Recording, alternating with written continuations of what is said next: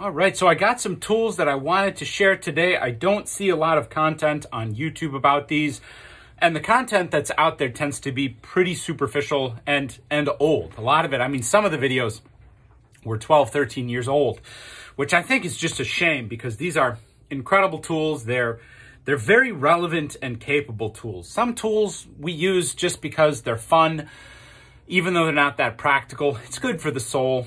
These tools, I think, still maintain a place of relevance in a modern woodworker's toolbox. So enough of that. What they are. This is a hollow auger. These two tools on the end here, both hollow augers. This is the older of the two.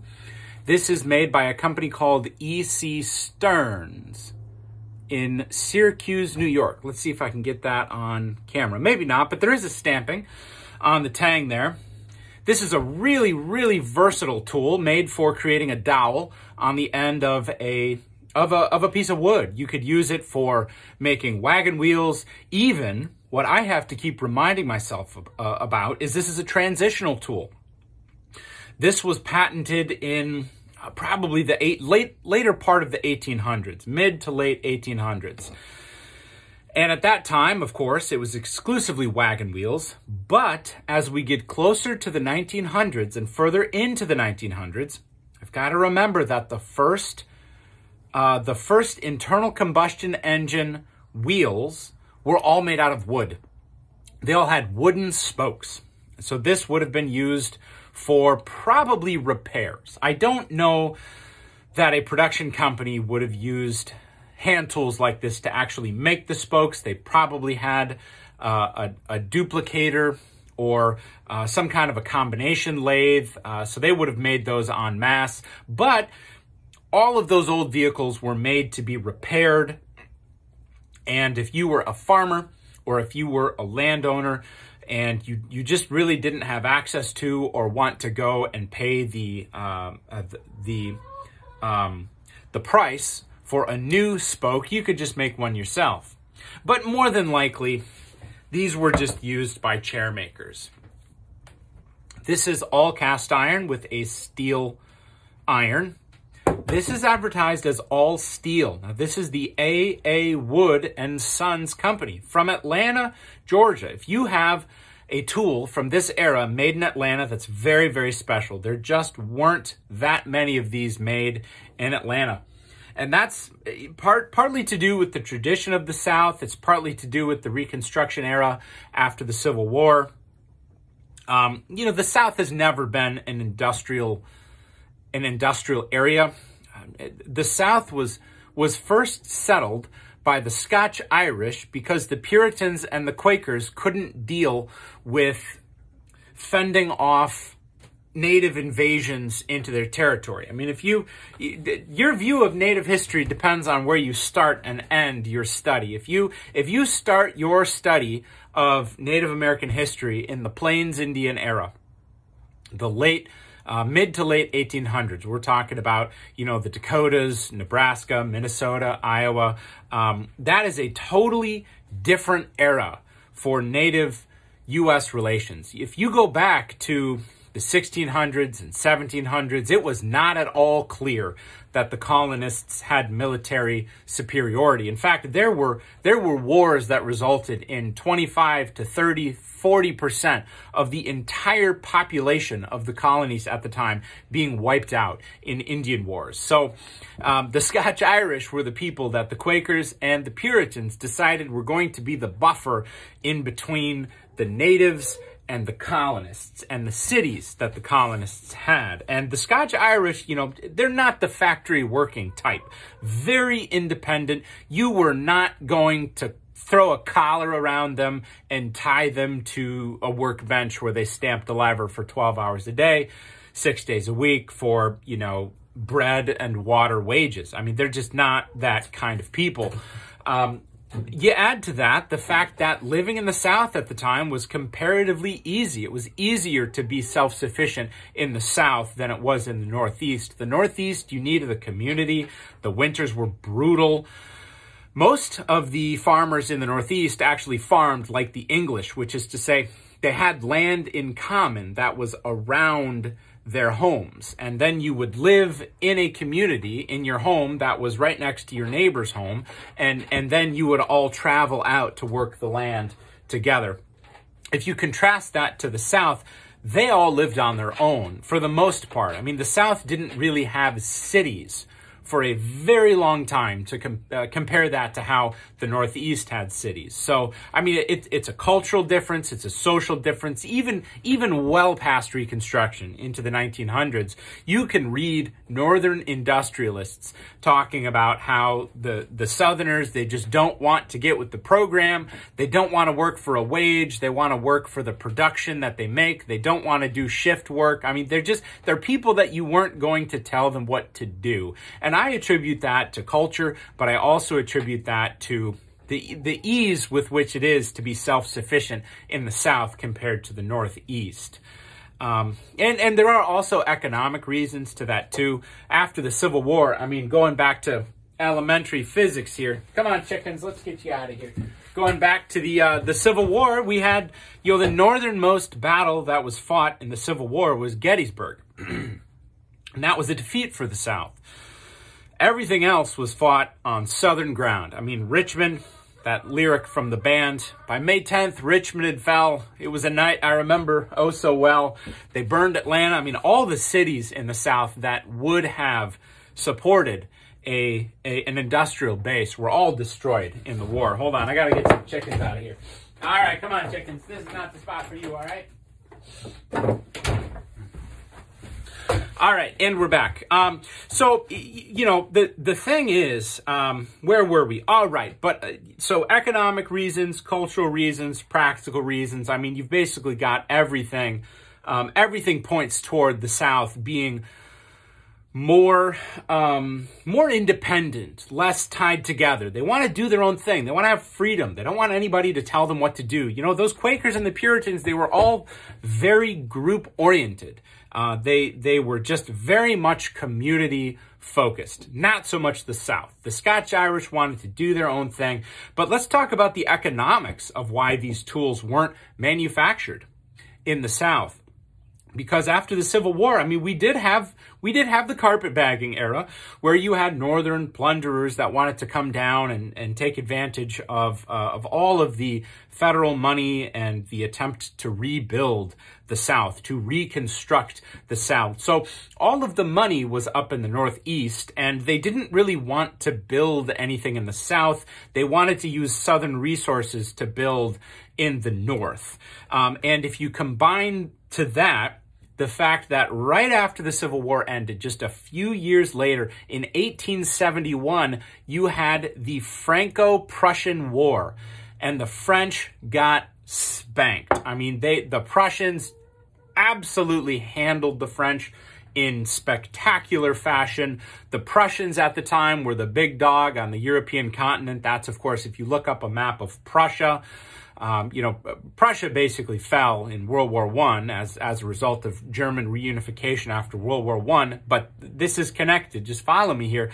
Because after the Franco-Prussian War, the Prussians went to the French and demanded hefty reparations. Millions of dollars in payments. I mean, that's what the Europeans did for centuries. And they still do that to this day.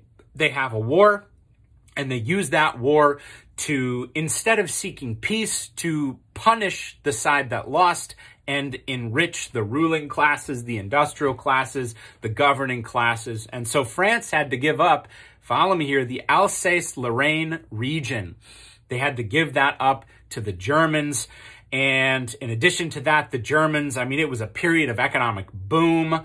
They started messing with their currency. They started making all these investments in all these different areas. They were so cash heavy that they ended up crashing the stock market in Vienna. And as a result, all of the people in Europe that had money needed cash. And so they pulled all of their bonds out of the booming U.S. railroad industry, which caused the railroads to crash, which caused that industry to crash, which in turn crashed the economy in about 1872 or 1873. So just after the Civil War, as the South is trying to rebuild, the economy crashes, and it crashes spectacularly. We called that the Great Depression. The Long Depression was another name for it, up until the actual Great Depression, when the stock market here crashed on Black Tuesday in 1929. So the South took a number of hits after the Civil War. Just add to that, too, the tariffs to ship, the rates to ship from the South to the North were higher than to ship from the North to the South. I mean, it just doesn't make any sense.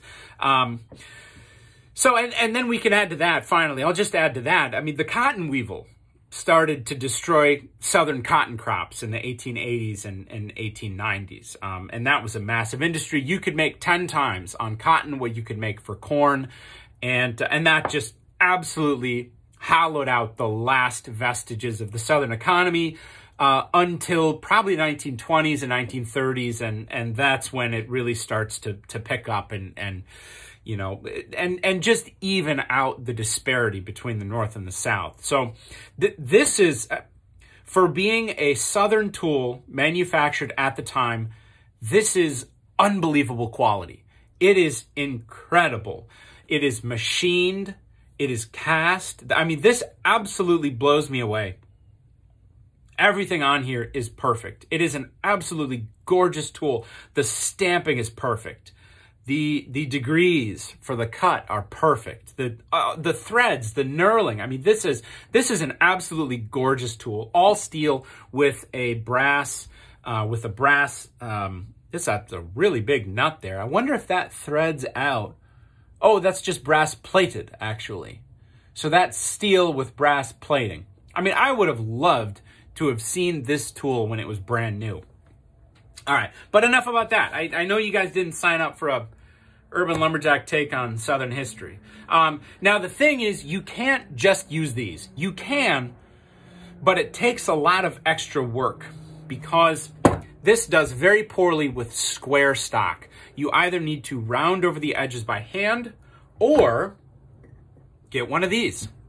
This is a spoke pointer. Excellent, excellent tool. This is also made by the A.A. Wood and Company in Atlanta. And I bought these from a guy in Wisconsin, which is where we are heading next. We're moving to Wisconsin imminently at some point here. So I thought that was interesting. And this is just an absolutely gorgeous tool as well. Now, this was patented. It was filed for a patent in 1899, granted in 1900. This was patented a little bit earlier. Now, what this does is it finds the center of your spoke and then it rounds the edges. So you can just go ahead and put this on and make your dowel. So if you're a chair maker, if you make any kind of dowel joined furniture, this is going to be a wonderful tool for you. Now, one thing, these are the same screws. I believe these are the same spoke pointers. I mean, different era for sure. There's just very minor differences. Like the ruler is a little bit different here than it is on here. But this piece here, the threads are fine, but it's missing that little grommet washer. So I'm going to run to Ace at some point. I believe I have seen a part that can be used here. I believe I've seen that at Ace. If not, I think I'll probably just put maybe a thicker washer on there. But these are both just excellent, excellent tools. So I guess I'll go ahead and show you how they're used. All right, so don't mind the mess here. How do we want that? That's kind of, that'll be all right. So we're going to go ahead and take our spoke pointer here, mounted.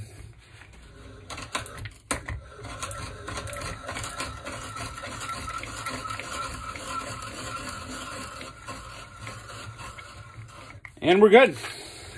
See how it rounded that over just really, really nicely. Now there are no sharp edges for that hollow auger to catch on. And now we can mount up. Well, let's see, what size do we want here? Nope, am I going in or out? Okay. Oh, that's right, I was catching on my... Come on, there we go.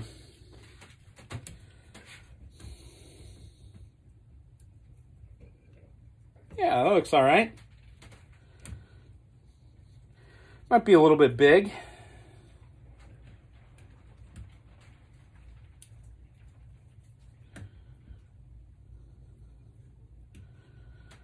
There we go. We're just going to go with that. All right. Put that in the brace.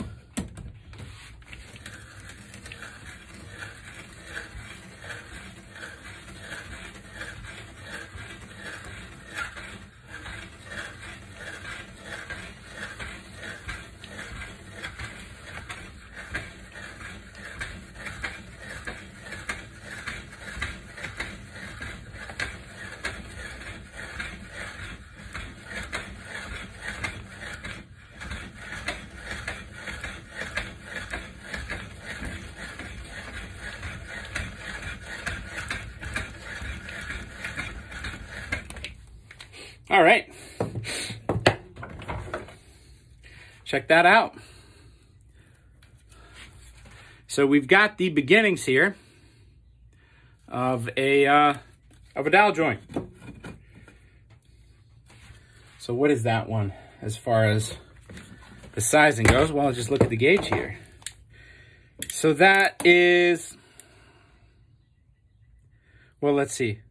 That would be 1/4 inch, 1/2 inch, 3/4, 1, 1 1/4. Okay, so this is in 1/4 inch increments. So this is 1/4 inch. That would be 1/2 inch. It's 1/4 inch and an 1/8. Okay. All right.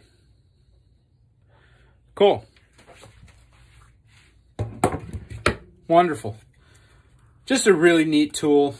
Really neat tool. And I can even come back here with a draw knife. And if I want to make that a nice pretty joint, square up the ends.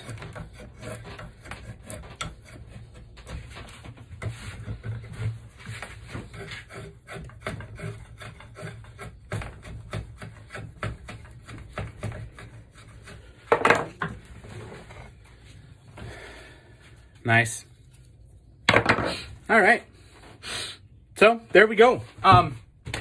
I do have it in my mind to sharpen up these irons as best I can and see if that makes a difference.